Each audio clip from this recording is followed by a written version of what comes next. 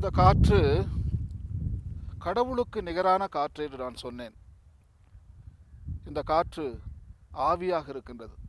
இந்த ஆவியானவரே காற்றாக இருக்கிறார் என்று நான் சொன்னேன். ஸோ கடவுளுக்கு ஒப்புமையாக இந்த காற்றை நாம் செய்து பார்க்கிறோம். ஸோ அப்பேற்பட்ட காற்றில் நாம் என்ன செய்து கொண்டிருக்கிறோம்? கடவுளுக்கு நிகரான அந்த காற்றை நாம் என்ன செய்து கொண்டிருக்கிறோம்? இன்று எவ்வளவு தூரம் அதில் விஷத்தை நாம் கொட்டியிருக்கிறோம். ஆவிக்கு எதிரான ஒரு பாவத்தை நாம் செய்து கொண்டிருக்கிறோம். ஆவிக்கு எதிராக நாம் போர் தொடுத்திருக்கிறோம். இந்த அழகான காற்றிலே எவ்வளவோ விஷ வாயுக்களை நாம் கலந்து கொண்டிருக்கிறோம். நம் வீட்டிலேயே இருக்கின்றது மோட்டார் சைக்கிள், எல்லார் வீட்லையும் இருக்கு, கார் இருக்கு, அதுலன்னா எலக்ட்ரிசிட்டி இருக்கு. ஒவ்வொரு டைமும் நம்ம எலக்ட்ரிசிட்டி அந்த சுவிட்சை ஆன் பண்ணும்போது நிலக்கரி எரிச்சுக்கிட்டு இருக்காங்க. நிலக்கரி எரிஞ்சுக்கிட்டு இருக்கு, போய்கிட்டு இருக்கு. விஷம், கார்பன் மோனாக்சைடு என்று சொல்வார்கள். உங்களுக்கு தெரியுமா, ஹிட்லர் 1941 45 வரைக்கும் 6 மில்லியன் ஜூஸ், 60 லட்சம் யூதர்களை இந்த நிலக்கரி புகையை வச்சு தான் சாவடிச்சார். அது பேர் சைக்ளோன் பி என்று சொல்வார்கள். அது technical word, Zyklon B. So ஏறக்குறைய எல்லா கான்சன்ட்ரேஷன் கேம்ப்லேயும் எக்ஸ்டர்மினேஷன் கேம்பில் அவங்க கேஸ் சேம்பர் வச்சுருந்தாங்க. ஸோ அதில் பைப் இருக்கும், ஒரு பெரிய பைப் இருக்கும், குளிக்கிற பைப் மாதிரியே இருக்கும். எல்லாரையும் 1000 பேரை உள்ளே விடுவாங்க. உள்ளே விட்டுட்டு தண்ணி வரும் முதல்ல, அப்புறம் சோப் போடுங்கன்னு சொல்லுவாங்க. அந்த நேரம் பார்த்து உள்ளே ஒரு பைப் இருக்கும், அந்த பைப்பில் அந்த நிலக்கரி விஷவாயு அனுப்பப்படும். 45 மினிட்ஸில் அவங்க செத்து போயிடுவாங்க, எல்லாருமே செத்து போயிடுவாங்க. ஸோ இப்படி தான் 6 மில்லியன் ஜூஸ் எக்ஸ்டர்மினேட் பண்ணார் ஹிட்லர். ஸோ இன்றைய தினம் நமது வளிமண்டலத்தில் அதே வேலை நம்ம செஞ்சுக்கிட்டு இருக்கோம். இவ்வளவு தூய்மையான காற்று, ஆவியானவர் நம்ம சொன்னோம், பரிசுத்தமான சொன்னோம். ஆனால் இதில் கார்பன் மோனாக்சைடு போட்டு நம்ம விஷ மண்டலமாக மாற்றி விட்டோம். வளிமண்டலம் விஷமண்டலமாக மாறிக்கொண்டிருக்கிறது.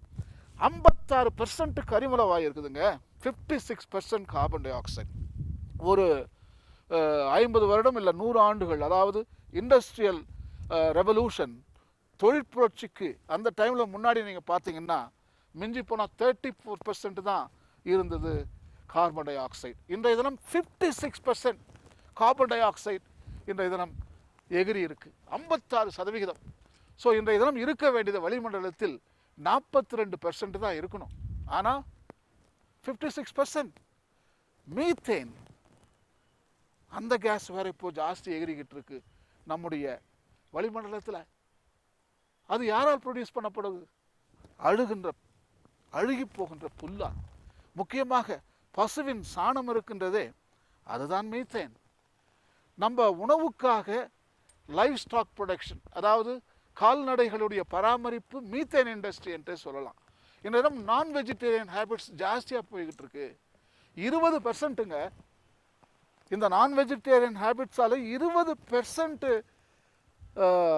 கிரீன் ஹவுஸ் கேசஸ், பசுமை இல்ல விளைவு வாயுக்கள், மீத்தேன் வெரி பவர்ஃபுல். நான் வெஜிடேரியன் ஹேபிட்ஸ் இன்றைக்கு ஜாஸ்தி ஆகுது. அதனால் இன்றைக்கு வெஜிடேரியன் ஹேபிட்ஸுக்கு நம்ம திரும்பி வரணும். 20% பசுமை இல்ல வாயுக்கள், 5% 10% இந்த லைவ் ஸ்டாக் அனிமல்ஸ் ப்ரொடியூஸ் பண்ணால் விட்டுடலாம். ஆனால் 20%ங்க. ஸோ அதனால தான் யுனைடெட் நேஷன் என்ன பண்ணுது, நோ மீட் நோ ஹீட், ஒரு புதிய கேம்பெயின் ஆரம்பிச்சிருக்காங்க. ஒரு 3-4 வருஷத்துக்கு முன்னாடி ஆரம்பித்தாங்க, no meat no heat. So ஐக்கிய நாடுகளே நம்ம ரெக்கமெண்ட் பண்ணுறாங்க வெஜிடேரியனாக கொஞ்சம் மாறுங்கன்ட்டு. வெளிநாட்டிலலாம் நிறைய பேர் வெஜிடேரியனாக மாறிக்கிட்டு இருக்காங்க. ஆனால் நம்ம நாட்டில் எல்லாரும் நான் வெஜிடேரியனாக நம்ம மாறிக்கிட்டு இருக்கோம். ரொம்ப மோசம் அந்த கேஸ். ஃபார் எக்ஸாம்பிள், ஒரு கார்பன் டை ஆக்சைடு மாலக்யூல் ஒரு மெஷின் கன்னுன்னு சொன்னால், மீத்தேன் ஒரு மாலக்யூல் 22 மெஷின் கன்னுங்க. குளோபல் வார்மிங் பொட்டென்ஷியல்னு சொல்லுவாங்க, அது பேர். எவ்வளோ பவர் இருக்குது பாருங்கள். மீத்தேன் ரொம்ப மோசம், 18% நம்முடைய வளிமண்டலத்தில் இருக்கின்றது. அதோடு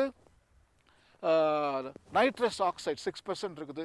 பேட் ஓசோன் அது ஒரு 7% இருக்குது. குளோரோ ஃப்ளோரோ கார்பன்ஸ், இண்டஸ்ட்ரிங்க, தொழிற்சாலைகள், இந்தியா ஃபுல்லாக தொழிற்சாலைகளாக மாறிவிட்டிருக்கின்றன. 13% குளோரோஃப்ளோரோ கார்பன்ஸ் இந்த வளிமண்டலத்தில் புகையாக கக்கி கொண்டிருக்கிறோம். நம்ம உயிரை நாமே விஷமாக்கி நாசப்படுத்தி கொண்டிருக்கிறோம். அது மட்டும் இல்லை, நம்ம போடுற இந்த விஷமெல்லாம் கார்பன் சிங்க் என்று சொல்லுவார்கள். கடலில் தான் போய் கலக்குது. முக்கியமாக கார்பன் டை ஆக்சைடு கடலில் போய் கலக்குது. கார்பன் டை ஆக்சைடு அமிலமாக மாறிடும். அது கார்போனிக் ஆக்சைடாக மாறிடுது கடலில். அப்போ மாறும்போது அந்த வெப்பம் அதிகரிக்கின்றது. கடலில் இருக்கக்கூடிய நீருடைய வெப்பம் அதிகமாகின்ற பொழுது ரொம்ப டெலிகேட் கடல். நான் சொன்ன நிறைய உயிர்கள் அது வாழ்ந்து கொண்டிருக்கணும். முக்கியமாக கோரல், பவளப்பாறைகள். பவளப்பாறைகள் ஏறக்குறைய 20% ஆக்சிஜன் நமக்கு செஞ்சு கொடுத்துக்கிட்டு இருக்கு. காற்றை நமக்கு கொடுக்குது, பரிணாம வாயுவை நமக்கு கொடுக்குது. ஸோ அந்த கோரல் எல்லாம் செத்து போகுது. ப்ளீச்சிங்னு சொல்லுவாங்க. இந்த கரிமல வாயு கடலில் போய் கலக்க கலக்க அது கார்போனிக் ஆக்சைடாக மாற மாற அங்கே இருக்கக்கூடிய பவளப்பாறைகள் செத்து போயிடும். 20% ஆக்சிஜன் ஃபுல்லாக ஆஃப் ஆகிடும். ஸோ இன்றைக்கு வந்து ப்ளீச்சிங் இன் த ஓஷன்ஸ். ஸோ ஆகவே இப்பேற்பட்ட கடவுள் பிரசன்னமாக இருக்கின்ற இந்த வாயுமண்டல இந்த காற்றை, இந்த ஆவியை நாம் அழித்து கொண்டிருக்கிறோம் அன்பிற்குரியவர்களே. ஆகவே நாம் அனைவரும் விழித்தெழுந்து, இந்த காற்றிலே கடவுள் இருக்கிறார், அவர் ஆவியாக நம்மோடு இருக்கிறார். ஸோ இதை நாம் புனிதத்தை பாதுகாக்க வேண்டும். கடவுள் புனிதமாக நமக்கு அந்த காற்றை கொடுத்தார்.